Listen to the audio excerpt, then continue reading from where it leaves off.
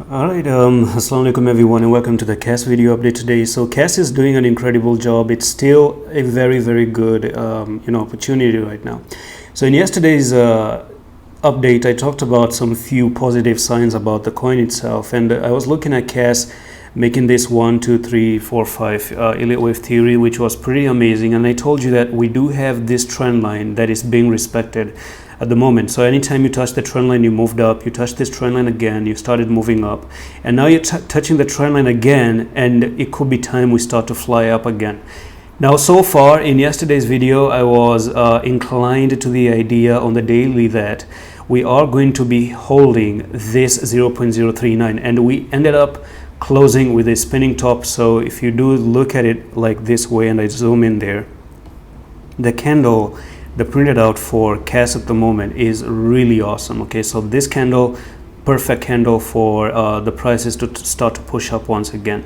So for me right now, what I'm looking forward to the next is that I do want to talk about two things that I saw, and it's really important to talk about them. Number one is on the 4-hour time frame. So if you look at the 4-hour time frame, we are holding by the thread, and as I told you before, this for me is still a perfect entry opportunity unless you don't start to come to 0.365 here, and you're going to lose the trend line in itself, and you might start a downtrend to go lower, which is going to be bad for the coin. That's the number one thing. Now the second thing is there's a hidden bearish pattern that I didn't talk about, and I spotted after yesterday's update, and that is you do have an ascending broadening wedge. Okay, and what I'm going to do is, of course, let's actually try the Google, and on the Google right now I'm going to write in ascending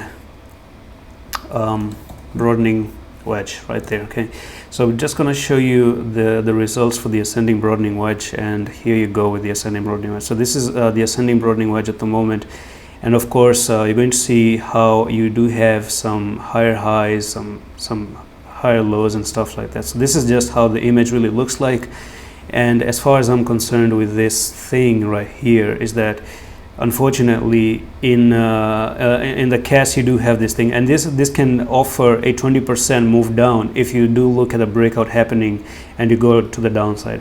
One of the examples I can tell you very quickly is on what have been done to Pepe. So in yesterday's video I talked about Pepe, and I talked about the ascending broadening wedge. As you can see that Pepe did have the ascending broadening wedge on the 1-hour time frame. If I do zoom in there, this is something that you can expect in the future as well. So you were moving like this, you're making ascending broadening wedge, you pop down and you actually went to the downside. This was your technical target, but it seems like you kept on moving to the downside even more. So basically Pepe can even move even lower, okay, which I'm going to talk about later on in the channel. If you're interested in that, make sure you're following this channel.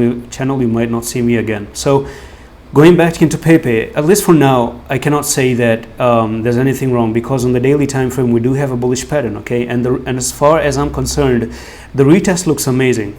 Okay, the retest looks amazing because on the daily this is a whole pattern right over there. And number two is that I am more into the idea that the bullish side of it is going to play out instead of this one playing out. But just in case you ever see Kaspa moving like this, then that is going to be trouble. It hasn't happened, so it's hard to say anything right now, because the RSI is at the support on the 4-hour time frame that has always been, and I've talked about this in yesterday's video. So one support here, second support right there, third support right here, and you can see this is another touch of the support as well. So anytime you did so, you always look to go back up to this high resistance. So that's what I'm expecting, instead of expecting a move down like this. So it doesn't make sense to go down when you already have been oversold right over there.